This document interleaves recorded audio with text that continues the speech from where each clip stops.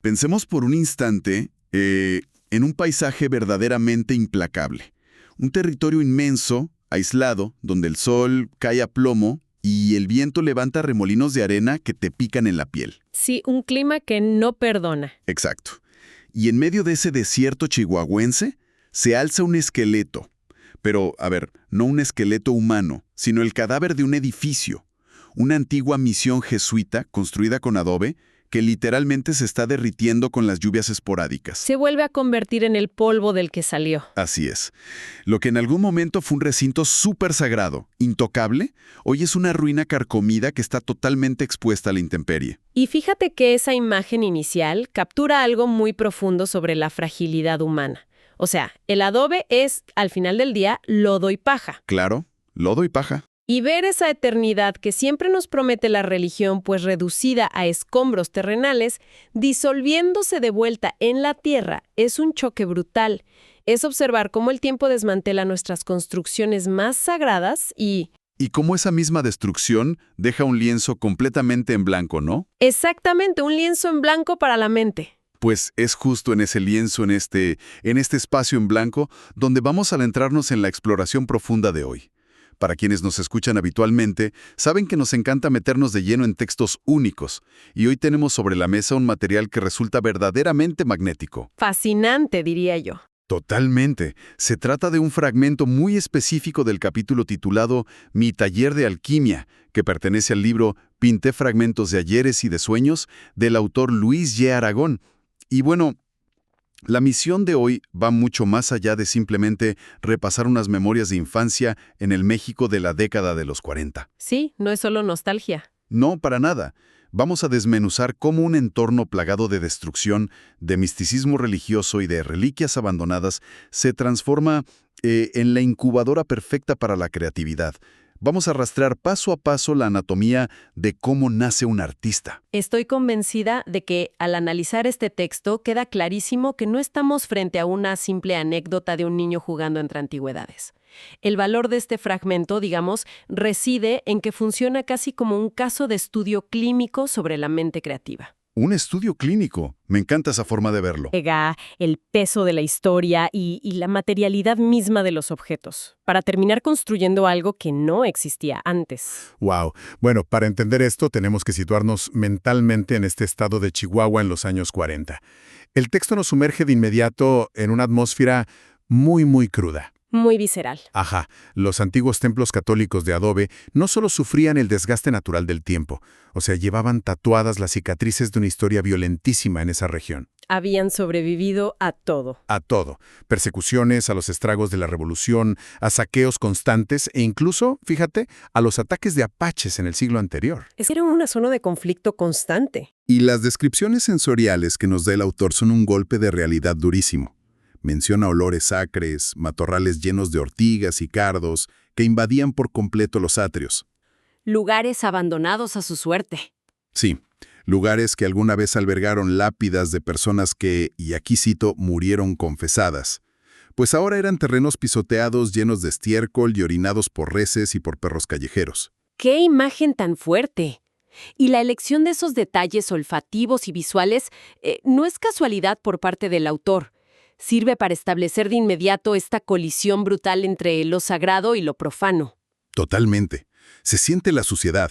Lo que se percibe ahí es a la naturaleza reclamando su espacio, demostrando, pues, una indiferencia total por nuestras jerarquías humanas o por lo que nosotros consideramos consagrado. Claro. A la maleza no le importa si es un templo o un corral. Y lo que resulta sociológicamente fascinante aquí es la reacción de las comunidades locales ante esta decadencia. En lugar de preservar o restaurar, los pobladores empezaron a emparejar los terrenos por su propia cuenta para levantar templos nuevos. Y una reconstrucción impulsada por la necesidad, pero ejecutada sin el más mínimo conocimiento de historia o arquitectura. Cero contexto histórico. Cero. El texto relata que los lineamientos eran simplemente los gustos estéticos del momento. Tanto los curas como los feligreses exigían imágenes, y cito otra vez, nuevas y bonitas. Querían limpieza. Sí, querían desterrar las estatuas viejas. Esas figuras toscas de madera estofada que acumulaban polvo y signos de historia, las querían reemplazar por objetos que percibían como limpios. Empezaron a llenar los templos con figuras de molde genéricas y objetos que brillaban muchísimo, como cálices o incensarios nuevecitos. A ver, ese descarte sistemático del pasado responde a un mecanismo de defensa muy humano. Yo lo veo como un deseo casi instintivo por la pulcritud cuando vienes de periodos de tanta violencia. Claro, después de la revolución querían paz y cosas bonitas.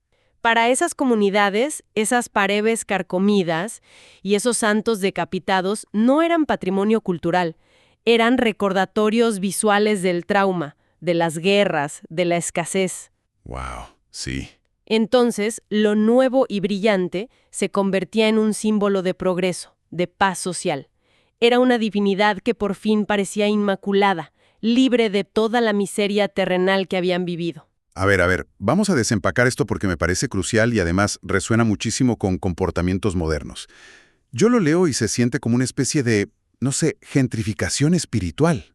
Gentrificación espiritual, me gusta el término. Es que es el mismo impulso que lleva a alguien hoy en día a tomar un mueble antiguo, de madera maciza, tallado a mano, y tirarlo a la basura solo porque tiene un raspón. Sí, y van corriendo a la plaza comercial. Exacto, van y se compran un librero de madera comprimida, de esos genéricos, solo porque huele a nuevo y brilla bajo los reflectores de la tienda.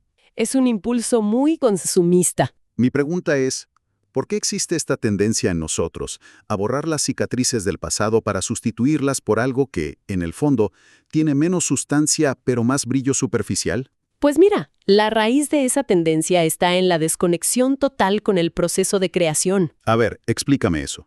Cuando no se comprende el trabajo, el contexto y el valor intrínseco que hay detrás de una cicatriz en la madera o en la piedra, la cicatriz se percibe únicamente como un defecto estético, como mugre, básicamente. Claro, como algo viejo que hay que tirar. En este contexto histórico de los años 40, la gente buscaba una religión higienizada. Pero esta tensión entre repudiar lo antiguo y desear fervientemente lo sagrado empaquetado en algo reluciente genera inevitablemente un fenómeno económico. Un mercado nuevo. Crea un vacío que el mercado no tarda en llenar. Así es. Y vaya que lo llenó. Es literalmente el consumismo aplicado a lo divino. Tal cual. Al querer reemplazar toda la utilería religiosa de la región, se detonó un auge sin precedentes en el negocio del arte sacro local. E irónicamente, este mismo negocio comenzó a lucrar con los remanentes del pasado que las iglesias estaban desechando. Todo ese cascajo sagrado, digamos. Ajá. Y este flujo incesante de santos desterrados, columnas rotas y retablos astillados fue pasando de mano en mano. Primero el texto menciona que fue administrado por los jesuitas y tras varias transiciones el negocio terminó siendo adquirido, ni más ni menos que por los abuelos maternos del autor. ¡Qué giro de la historia! Y esto nos lleva a la consecuencia directa de este descarte masivo y al espacio, creo yo, más importante de toda esta historia, que es la trastienda. El lugar mágico. Sí, el texto detalla que en este negocio familiar existía un cuarto oculto, un lugar que jamás se le mostraba a la clientela, pero que para el niño se convirtió en un refugio fascinante. Era, en términos prácticos, un cementerio de reliquias descontinuadas. Un almacén del olvido. Exacto, atiborrado de objetos rescatados de misiones derrumbadas o de piezas que llegaron para ser restauradas y, pues, sus dueños originales jamás regresaron a reclamarlas. Es un entorno que, desde el punto de vista del desarrollo cognitivo de un niño, es una anomalía absoluta. ¿Por qué lo dices? Porque está rodeado de representaciones de la muerte, del sufrimiento, de misticismo, pero despojadas de su altar. Ya no están en un pedestal, están amontonadas en el suelo. Y vaya representaciones. El inventario de esa habitación parece sacado del realismo mágico más oscuro que te puedas imaginar. Hablamos de fragmentos de vírgenes, cristos que habían perdido sus cruces. Torsos sueltos. Sí, torsos y extremidades de madera con articulaciones mecánicas como si fueran marionetas religiosas gigantes, diseñadas así para poder cambiarles de postura y vestirlos con ropajes de encaje. Una escena bastante tétrica, la verdad. Muy tétrica. Había resplandores dorados oxidados, potencias de plata abolladas, e incluso menciona un relicario que supuestamente contenía sangre seca de San Genaro el Siciliano. Sangre seca, imagínate. Y hay un detalle que de verdad me eriza la piel al leerlo. El niño relata la sensación constante de ser observado por decenas de ojos de vidrio que estaban esparcidos por la habitación. Ay, híjole. Es que es como la premisa de la isla de los juguetes perdidos que vemos en las películas, pero en una versión... En una versión gótica, sacra y profundamente perturbadora. Exacto. Mi gran duda aquí es, ¿cómo procesa una mente infantil el quedarse a solas en un cuarto lleno de divinidades mutiladas y sangre seca? Pues lo fascinante aquí es que lo procesa rompiendo la barrera de la reverencia. ¿A qué te refieres? Mientras el mundo exterior, los adultos, dictaban que lo sagrado no se toca o que lo viejo debía esconderse por vergüenza, el niño hace exactamente lo opuesto. El autor utiliza un verbo muy específico. Dice manosear. Él manoseaba las reliquias. Y este acto físico de tocar es fundamental. A ver, pero ahí me surge una duda y me hace muchísimo ruido. ¿Por qué el simple hecho de tocar hace tanta diferencia?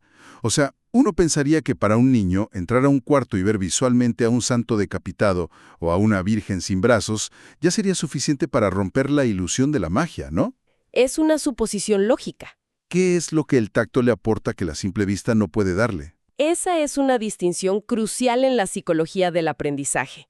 Mira, la vista puede ser engañada fácilmente por la escala, por los colores o por las sombras del cuarto. Visualmente, un ojo de vidrio en una repisa sigue pareciendo un ojo humano que te mira. Sí, claro, te sigue dando miedo. Pero el tacto es empírico. El tacto revela la ingeniería detrás de las cosas.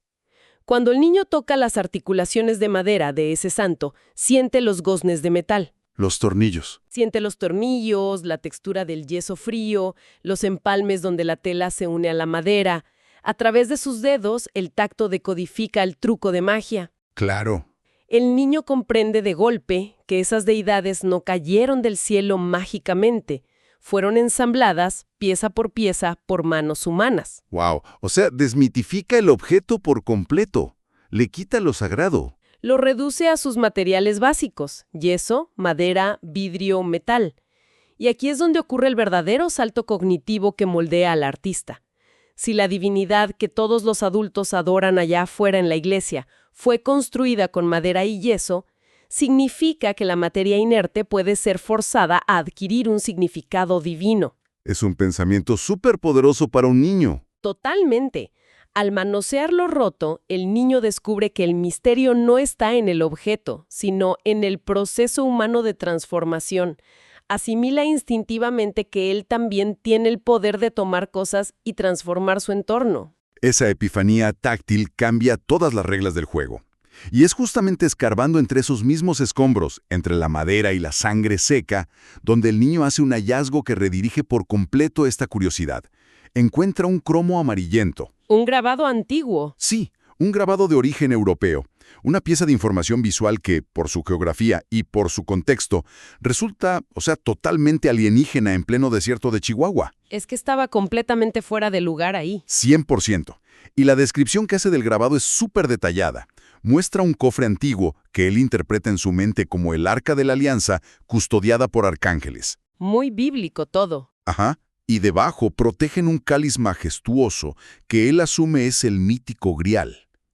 Pero lo que atrapa la mente del niño no es este tesoro central, sino lo que hay en la periferia de la imagen. Observa un horno cilíndrico de ladrillo. El fuego. El fuego. Y junto al horno hay un personaje envuelto en ropas místicas sacerdotales. Y a su lado, un hombre muy viejo, barbudo, encurvado y completamente desnudo que atiza el fuego con desesperación. ¡Qué cuadro tan extraño para un niño! Imagínate. Y todo el escenario está rodeado de matraces, retortas de cristal y alambiques complicadísimos. Es sin lugar a dudas la representación clásica de la alquimia medieval europea. La mítica búsqueda de la piedra filosofal, el intento protocientífico de manipular la materia para transmutar el plomo en oro. Pero a ver, aquí hay algo que de verdad me vuela la cabeza. Yo entiendo perfectamente que un niño se quede hipnotizado viendo este cromo tan raro.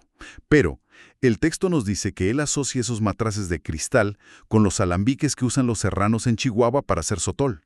Es una conexión brillante. Es que hacer ese salto mental desde la altísima y mística alquimia medieval europea hasta los destiladores clandestinos de licor en la Sierra Mexicana me parece una acrobacia cognitiva gigantesca. ¿Cómo es que su cerebro logra conectar dos mundos que están tan pero tan brutalmente desconectados? Es que la conexión ocurre porque el cerebro infantil es por naturaleza una máquina impecable para identificar patrones visuales y funcionales. A ver, explícame eso. El niño no tiene ni idea de la historia del Sacro Imperio Romano Germánico, obvio, pero reconoce inmediatamente la silueta de un alambique de destilación. Ah, claro, reconoce la forma. Ve un recipiente de contención, tubos para el enfriamiento y fuego abajo. Funcionalmente hablando, el monje europeo del Rabado y el destilador de Sotol chihuahuense que él conoce están haciendo exactamente lo mismo. ¡Qué locura! Sí, aplican calor para transformar algo. Exacto. Aplican calor extremo a una sustancia ordinaria para extraer su esencia, para transmutarla. Lo que este niño hace es un ejercicio de síntesis verdaderamente magistral. Toma un concepto que es súper abstracto, esotérico y lejano y lo ancla a la materialidad sudorosa, tangible y cotidiana de su entorno inmediato. Y fíjate que esa conexión se vuelve aún más terrenal por otro factor clave en la vida del autor, que son las historias de su abuela Raquel. Uy, las historias de la mina. El texto cuenta que ella había sido dueña de una mina en Pinos Altos y le narraba al niño todos los horrores de la extracción minera.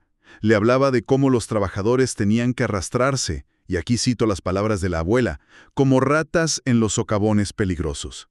¿Historias aterradoras para antes de dormir? Imagínate el trauma, respirando polvo, enfrentando derrumbes constantes y sufriendo lo indecible solo para rascar unos gramitos de oro de la piedra. Para este niño, la promesa de la alquimia no era un capricho de «¡Ay, quiero riqueza y castillos europeos!». No, no era un cuento de hadas. Era un atajo de supervivencia. Él pensaba, si logro replicar lo que hace este viejo en el cromo, puedo obtener oro aquí, en la seguridad de mi cuarto, sin tener que morir aplastado bajo toneladas de roca en la sierra como los mineros de mi abuela. Era como un hack de vida, por así decirlo. ¿Un hack de vida? Me encanta. Ese pragmatismo es la esencia misma del pensamiento de supervivencia en entornos que son hostiles. O sea, la alquimia aquí es despojada de todo su romanticismo filosófico de manual. Se vuelve práctica. Totalmente. Ya no se trata de buscar la pureza del arma a través de la metáfora del oro. Se trata de eludir la muerte y el sufrimiento físico. Al vincular este grabado místico con las minas de Pinos Altos, el niño llega a una conclusión tremenda. ¿Cuál? Concluye que el control sobre la transformación de la materia es en última instancia el poder absoluto sobre tu propio destino. Si la realidad de la tierra chihuahuense te exige pagar con sangre a oro, pues el dominio del fuego y de los metales en un taller cerrado te ofrece una alternativa liberadora. Pero bueno, como sabemos, la imaginación sin acción se queda en simple fantasía, ¿no? Y aquí es donde presenciamos el nacimiento literal, físico, del artista. Porque el niño decide que ya estuvo bueno de teoría y pasa a la experimentación real. Pone manos a la obra. Literalmente. En la trastienda o en algún rincón de la casa familiar, descubre unos pequeños moldes de acero. Son matrices industriales diseñadas para fabricar piececitas de ajedrez. Y al puro estilo del método científico empírico, comienza a hacer pruebas. ¿Ensayo y error? Junta las dos mitades del molde, el macho y la hembra de la matricería, derrite cera, la vacía en el hueco y enfría el metal hundiéndolo en una cubeta con agua. Y de pronto, al abrir el molde, obtiene figuras de ajedrez perfectas. Es magia pura para él. Ha logrado materializar formas tridimensionales superestructuradas a partir de un líquido amorfo. Ha ejecutado, fíjate, su primera transmutación de fases. Pasar de líquido a sólido dándole un propósito estético a la materia. Para un niño es un hito fundamental en su desarrollo. ¿Y cómo fabricar pioncitos de cera rápidamente le queda pequeño a alguien que aspira a ser el gran alquimista del desierto? Eleva la apuesta de una manera que hoy en día nos pondría los pelos de punta a cualquier padre de familia. Hoy sí, la escena de la cocina. Se dirige a la cocina de su madre, enciende la estufa, toma pedazos de plomo sólido y se pone a derretirlos. O sea, estamos hablando de fundir plomo que es altamente tóxico, directamente sobre los mismos quemadores donde probablemente la mamá calentaba los frijoles en la tarde. Es una escena peligrosísima, pero fascinante desde la historia del arte. A partir de ese plomo incandescente, él logra forjar sus primeras piezas metálicas pesadas. Y la conclusión interna a la que llega el niño tras esta aventura peligrosísima es profundamente poética. Él decide que el día en que por fin logre dominar la técnica para convertir su humilde cera en bronce sólido, ese será el día en que se convierta en un verdadero iniciado de la alquimia. Y esa afirmación final, yo como especialista te digo, revela una intuición técnica que roza lo asombroso. ¿Por qué lo dices? Porque este niño, jugando entre los sartenes de su mamá, estaba replicando a ciegas uno de los procesos metalúrgicos y escultóricos más complejos y antiguos de toda la historia de la humanidad. A ver, te refieres al wax casting, la fundición a la cera perdida que usan los escultores profesionales. Consiste básicamente en crear un modelo de cera, recubrirlo con un material resistente al calor, como yeso o arcilla, para crear un molde externo, y luego aplicarle fuego. Para que la cera se derrita. Exacto. El calor derrite la cera, que se escapa o, digamos, se pierde a través de unos canalitos, dejando un hueco perfecto adentro con la forma original. Finalmente, se vierte el bronce hirviendo en ese vacío. Cuando el niño sueña con convertir cera en bronce, está verbalizando la descripción técnica exacta de cómo nace una escultura monumental de metal. Es como si hubiera deducido siglos y siglos de ingeniería metalúrgica usando pura lógica infantil y curiosidad. Es que la cera literalmente desaparece para cederle su lugar al bronce eterno. Y lo más importante aquí es el salto conceptual que da. Al buscar la forma de transmutar cera en bronce para coronarse como alquimista, estaba trazando, sin darse cuenta, el mapa exacto de lo que sería su futuro profesional como artista plástico. Claro, estaba definiendo su vocación. El texto de Aragón nos está diciendo en el fondo que la separación entre la alquimia medieval y el arte contemporáneo es una mera ilusión de las palabras. Es semántica. Son lo mismo. Son lo mismo. El escultor que toma yeso, cera, plomo o bronce y los somete a temperaturas extremas para obligarlos a comunicar una emoción humana está haciendo magia pura. Ambos, el alquimista y el artista, se dedican exactamente a la misma labor sagrada, que es forzar a la materia inerte y sin forma a sostener un significado. Elevan el lodo y el metal mundano a la categoría de símbolo. Así es. ¡Qué locura! Si analizamos todo esto en retrospectiva, el viaje que traza este texto de Aragón es verdaderamente sobrecogedor. O sea, iniciamos en un escenario de desolación agreste en Chihuahua, observando paredes de adobe orinadas por perros, ¿no? Despreciadas por una sociedad que estaba desesperada por borrar todos sus traumas, adquiriendo candelabros genéricos y brillantes de fábrica. Y cómo de esa destrucción masiva, los restos que nadie quería fueron arrastrados hacia esta